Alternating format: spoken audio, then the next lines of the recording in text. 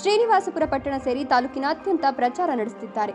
ಅಭ್ಯರ್ಥಿಯಾಗಿರುವ ಸುರೇಶ್ ಅವರು ತೆರೆದ ಕಾರಿನಲ್ಲಿ ಪಟ್ಟಣದ ಹೃದಯ ಭಾಗವಾಗಿರುವ ಇಂದಿರಾ ಭವನ್ ವೃತ್ತದಲ್ಲಿ ಮತದಾರರನ್ನು ಉದ್ದೇಶಿಸಿ ಮಾತನಾಡಿ, ಈ ರಾಜ್ಯ ಹಾಗೂ ಕೇಂದ್ರದಲ್ಲಿ ಕಾಂಗ್ರೆಸ್ ಹಾಗೂ ಬಿಜೆಪಿ ಪಕ್ಷಗಳು ಮತದಾರರ ಪರವಾಗಿ ಚುನಾವಣಾ ಪೂರ್ವದಲ್ಲಿ ನೀಡಿರುವ ಭರವಸೆಗಳು ಹಾಗೂ ಪ್ರಣಾಳಿಕೆಗಳಲ್ಲಿ ನೀಡಿರುವ ಅಂಶಗಳು ಯಾವುದು ನೆರವೇರಿಸದೆ ಪ್ರತಿ ಚುನಾವಣೆಯಲ್ಲಿ ಒಂದೊಂದು ಪ್ರಣಾಳಿಕೆ ಬಿಡುಗಡೆ ಮಾಡುತ್ತಾರೆ. ನಮ್ಮ ಬಿಎಸ್ಪಿ ಪಕ್ಷ ಕೇಂದ್ರದಲ್ಲಿ ಅಧಿಕಾರಕ್ಕೆ ಬಂದರೆ ಎಲ್ಲ ರೈತರಿಗೆ ಸರಿಸಮಾನವಾದ ಜಮೀನು ಹಂಚಿಕೆ ಮಾಡಲಾಗುತ್ತದೆ, ಶಿಕ್ಷಣಕ್ಕೆ ಹೆಚ್ಚು ಒತ್ತು ನೀಡಲಾಗುತ್ತದೆ ಎಂದರು. ಈ ಬಹುಜನ ಸಮಾಜ ಪಾರ್ಟಿಯಿಂದ ಇವತ್ತು ನಾನು ಲೋಕಸಭಾ ಅಭ್ಯರ್ಥಿಯಾಗಿದ್ದೇನೆ.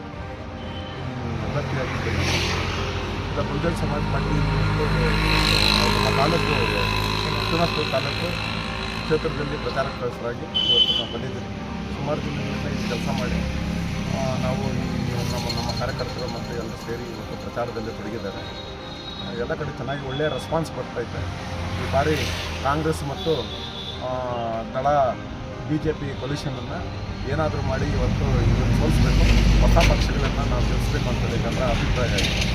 ಅದರಿಂದ ಒಳ್ಳೆಯ ರೆಸ್ಪಾನ್ಸನ್ನು ಸಿಗ್ತಾಯಿದೆ. ನೋಡಿ, ಇದು ಬಹುಜನ ಸಮಾಜ ಪಾರ್ಟಿ ನಮ್ಮ ಅಜೆಂಡಾ ಏನಂದರೆ ಈ ದೇಶದಲ್ಲಿ ಎಲ್ಲ ಬಡಬಗ್ಗರಿಗೂ ಎಲ್ಲ ಕುಟುಂಬಗಳಿಗೂ ಸರಿ ಸಮಾನವಾಗಿ ಭೂಮಿಯನ್ನು ಹಂಚಿಕೆ ಮಾಡಬೇಕು. ಮತ್ತು ಯಾರು ಶಿಕ್ಷಣವನ್ನು ಪಡೆದಿರ್ತಾರೋ ಅಂಥವರಿಗೆ ಪ್ರತಿಯೊಬ್ಬರ ಕುಟುಂಬಕ್ಕೆ ಒಂದೊಂದು ಸರ್ಕಾರಿ ಉದ್ಯೋಗವನ್ನು ಕೊಡಬೇಕು. ಮತ್ತು ಶಿಕ್ಷಣವನ್ನು ಪ್ರತಿಯೊಬ್ಬರಿಗೂ ಅದು ಫ್ರೀಯಾಗಿ ಸಿಗಬೇಕು. ಸಾರ್ವತ್ರಿಕ ಶಿಕ್ಷಣವನ್ನು ನಾವು ಜಾರಿ ಮಾಡಬೇಕು ಅಂತ ಅಜೆಂಡಾ ಇದೆ. ಅದೇ ರೀತಿಯಲ್ಲಿ ಆರೋಗ್ಯವೂ ಅಷ್ಟೇ. ಈಗ ಚಿಕ್ಕ ಮಕ್ಕಳಿಂದ ದೊಡ್ಡ ಎಲ್ಲ ಹಿರಿಯ ನಾಗರಿಕವರೆಗೂ ಎಲ್ಲ ಆರೋಗ್ಯವನ್ನು ಫ್ರೀಯಾಗಿ ಕೊಡಬೇಕಂತ ನಮ್ಮ ಅಜೆಂಡಾ ಇದೆ. ಇಂಥ ಒಂದು ಪ್ರಗತಿಪರ ಒಂದು ಯೋಜನೆಗಳು ಬಹುಜನ ಸಮಾಜ ಪಾರ್ಟಿಗೆ ನಾವು ನಮ್ಮ ಯೋಜನೆಯಲ್ಲಿ ಇದೆ. ಅದರಿಂದ ಹೆಚ್ಚಾಗಿ ನಾವು ಯಥಾವತ್ತಾಗಿ ಈ ದೇಶದಲ್ಲಿ ಸಂವಿಧಾನವನ್ನು ಜಾರಿ ಮಾಡೋದೇ ನಮ್ಮ ಸಂವಿಧಾನದ ಪ್ರಣಾಳಿಕೆ, ನಮ್ಮ ಬಹುಜನ ಸಮಾಜ ಪಾರ್ಟಿಯ ಪ್ರಣಾಳಿಕೆ. ಈಗ ನೋಡಿ, 75 ವರ್ಷಗಳಲ್ಲಿ 50 ವರ್ಷ ಕಾಂಗ್ರೆಸ್ ಸರ್ಕಾರ ಆಳ್ವಿಕೆ ಮಾಡಿದೆ. ಅದೇ ರೀತಿಯಲ್ಲಿ ಅದರ ಜೊತೆಗೆ NDA ಮತ್ತು BJP ಸರ್ಕಾರ 15 ವರ್ಷಗಳ ಆಳ್ವಿಕೆ ಮಾಡಿದೆ. ಈ ಎಲ್ಲ ಸರ್ಕಾರಗಳನ್ನು ನೋಡಿದಾಗ ಬರೀ ಇವರು ಬಡತನ ಮುಕ್ತ ಈ ದೇಶವನ್ನು ಮಾಡ್ತಾ ಇಲ್ಲ. ಯಾಕಂದರೆ ಪ್ರತಿಯೊಂದು ಚುನಾವಣೆಗಳಲ್ಲಿ ಒಂದು ಹೊಸ ಪ್ರಣಾಳಿಕೆಗಳನ್ನು ಮಾಡಿ ಆ ಪ್ರಣಾಳಿಕೆಗಳಿಗೆ ಈಡೇರಿಸದೆ ಮತ್ತೊಂದು ಚುನಾವಣೆಗೆ ಇನ್ನೊಂದು ಹೊಸ ಪ್ರಣಾಳಿಕೆಗಳಾಗಿ ಮಾಡ್ತಾ ಇದ್ದಾರೆ. ಯಾಕಂತಂದರೆ ಇವರು ಅದನ್ನು ಜನರ ಒಂದು ಆಶ್ವಾಸನೆಗಳನ್ನು ಇವರು ಎಲ್ಲಿ ಫುಲ್ಫಿಲ್ ಮಾಡ್ತಾ ಇಲ್ಲ. ಮತ್ತು ಇವರು ಜನರ ಒಂದು ಆಸೆ ಆಮಿಷಗಳಿಗೆ ಒಡ್ಡಿ ಮತ್ತು ಅವರಿಗೆ ಆಸೆ ಆಮಿಷಗಳಿಗೆ ಒಂದು 500,000 ಅಂತ ತೋರಿಸಿ ಮತ್ತು ಇವರ ಹಕ್ಕುಗಳನ್ನು ಮತ್ತು ಅವರ ಓಟುಗಳನ್ನು ಇವರು ತೆಗೆದುಕೊಂಡು ಯಾವುದೇ ರೀತಿಯಲ್ಲಿ ಇವರು ಯೋಜನೆಗಳನ್ನು ರೂಪಿಸ್ತಾ ಇಲ್ಲ.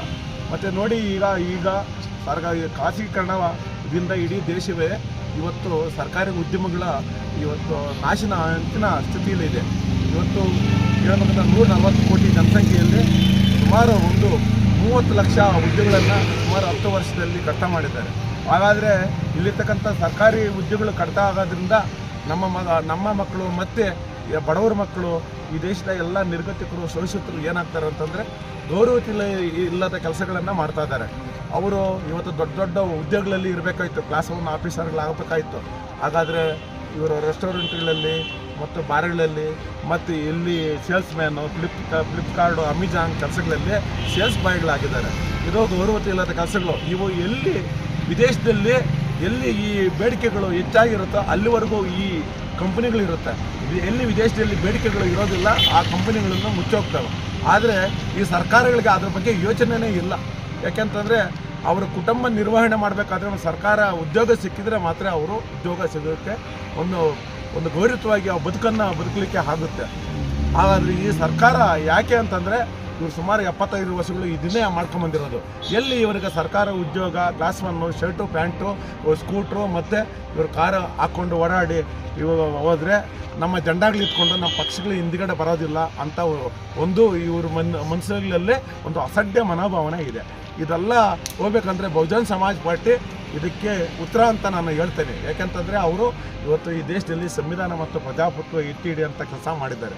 ತಾವು ನೋಡ್ಬೋದು, ಇವತ್ತು ಚುನಾವಣೆ ಬಾಂಡ್ಗಳಲ್ಲಿ ಸಾವಿರಾರು ಕೋಟಿ ಸಾವಿರಾರು ಕೋಟಿಗಳನ್ನು ತನ್ನ ಪಕ್ಷಗಳಿಗೆ ಹಾಕ್ಕೊಂಡಿದೆ. ಇವತ್ತು ಸಿಂಹಪಾಲು ಅದರಲ್ಲಿ BJP ಇವತ್ತು 6,000 ಕೋಟಿ ರೂಪಾಯಿಯನ್ನು ಬಂಡವಾಳಶಾಹಿಗಳ ಹತ್ರ ತನ್ನ ಪಕ್ಷಕ್ಕೆ ಹಾಕ್ಕೊಂಡಿದೆ.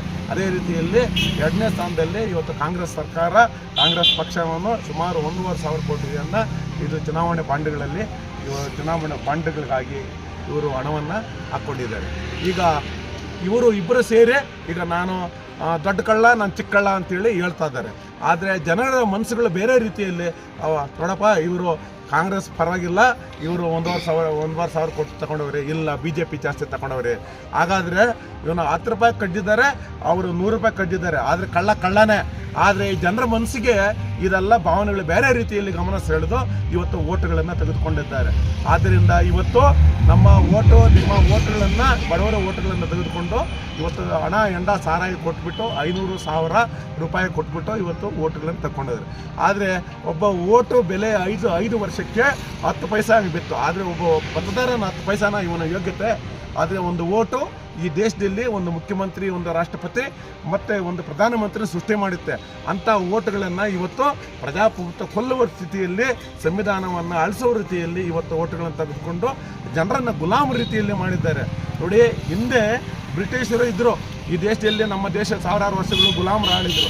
ಆದರೆ ಸ್ವತಂತ್ರ ಬಂದು ಈ ದೇಶದಲ್ಲಿ ನಮಗೆ ನಾವು ಓಟ್ ಹಾಕ್ಕೊಂಡು ನಾವೇ ಸ್ವಂತ ಶಕ್ತಿ ಮೇಲೆ ನಾವು ಸರ್ಕಾರ ಮಾಡಿ ಈ ದೇಶದಲ್ಲಿ 10 ವರ್ಷಗಳಲ್ಲಿ ಈ ದೇಶ ಒಂದು ಆಡಳಿತ ಸುಭದ್ರವಾದ ಮತ್ತು ಸರ್ಕಾರವನ್ನು ಮಾಡಿದರೆ ಈ ದೇಶ ಪವರ್ಫುಲ್ ರಾಷ್ಟ್ರ ಆಗುತ್ತೆ ಅಂತೇಳಿ ಬಾಬಾ ಸಾಹೇಬ್ ಅಂಬೇಡ್ಕರ್ ಅವರು ಅವತ್ತು ಪಾರ್ಲಿಮೆಂಟಲ್ಲಿ 1950 ಜನವರಿ 26ರಂದು ಹೇಳಿದ್ದಾರೆ. ಆದರೆ ಇವರಿಗೆ 75 ವರ್ಷ ಬೇಕಾ ಈ ದೇಶವನ್ನು ಅಭಿವೃದ್ಧಿಪಡಿಸೋದಕ್ಕೆ. ಆದರೆ ನೋಡಿ, ಇವತ್ತು ಮತದಾರರು ಬದಲಾವಣೆ ಆಗಬೇಕು. ಓಟು ಅದು ಮಾರಾಟ ವಸ್ತುವಲ್ಲ, ಓಟು ಅದು ಬದಲಾವಣೆ ಅಸ್ತ್ರ. ಆ ಬದಲಾವಣೆಗಾಗಿ ಓಟು ಹಾಕಿದ್ದಾದರೆ ಈ ದೇಶ ಬದಲಾವಣೆ ಆಗುತ್ತೆ. ಇಲ್ಲ ಅಂತಂತಂದರೆ ಈ ದೇಶ ಎಲ್ಲ ಈ ಥರ ನಿರುದ್ಯೋಗಿಗಳು ಮತ್ತು ಶೋಷಿತರು ಮತ್ತು ಬಡವರು ಈ ಥರ ಒಂದು ದೇಶ ಆಗ್ತದೆ. ಇಲ್ಲಿ ಎಲ್ಲ ಸಂಪನ್ಮೂಲಗಳು ಈ ದೇಶದಲ್ಲಿ ಸಿಗುತ್ತೆ. ಅದರ ಸಂಪನ್ಮೂಲಗಳು ನಾವು ಕ್ರೋಢೀಕರಣ ಮಾಡೋದರಲ್ಲಿ ಈ 2 ಪಕ್ಷಗಳನ್ನು ವಿಫಲವಾಗಿದೆ. ಆದರೆ ಬೇರೆ ಕಂಪನಿಗಳು ತಂದು ಇಲ್ಲಿ ಪ್ರೈವೇಟ್ ಕಂಪನಿಗಳು ತಂದು ಈ ದೇಶದಲ್ಲಿ ಹೂಡಿಕೆ ಮಾಡಿ ಗುಲಾಮರಾಗಿ ಮಾಡಿದ್ದಾರೆ. ಅದರಿಂದ ಈ ದೇಶದಿಂದ ಪ್ರೈವೇಟನ್ನು ಓಡಿಸ್ಬೇಕು, ಸರ್ಕಾರಿ ಉದ್ಯಮಗಳನ್ನು ನಾವು ಮಾಡಬೇಕು. ಸರ್ಕಾರಿ ಉದ್ಯಮಗಳಿಂದಲೇ ನಮಗೆ ಈ ದೇಶದಲ್ಲಿ ಗೌರವಯುತವಾಗಿ ಬಾಳೋಕ್ಕೆ ಸಾಧ್ಯ ಆಗ್ತದೆ ಅಂತೇಳಿ ನಾನು ಒತ್ತಿ ಈ ಮತದಾರರಲ್ಲಿ ದಯವಿಟ್ಟು ಕಾಂಗ್ರೆಸ್ ಗ್ಯಾರಂಟಿ ಮತ್ತು ಮೋದಿ ಗ್ಯಾರಂಟಿ ಇವೆಲ್ಲ ಬೋಗಸ್ ಗ್ಯಾರಂಟಿ. ಇವು 5 ವರ್ಷದಲ್ಲಿ ಹುಟ್ಟಿ 5 ವರ್ಷದಲ್ಲಿ ಸಾಯ್ತಾರೆ. ಅದರಿಂದ ದಯವಿಟ್ಟು ಈ ಗ್ಯಾರಂಟಿಗಳನ್ನು, ಗೌರವವಿಲ್ಲದ ಗ್ಯಾರಂಟಿಗಳನ್ನು ಹೊಡೆದೋಡಿಸಿ ಮತ್ತು ಬಹುಜನ ಸಮಾಜ ಪಾರ್ಟಿಗೆ ಓಟ್ ಕೊಡಿ.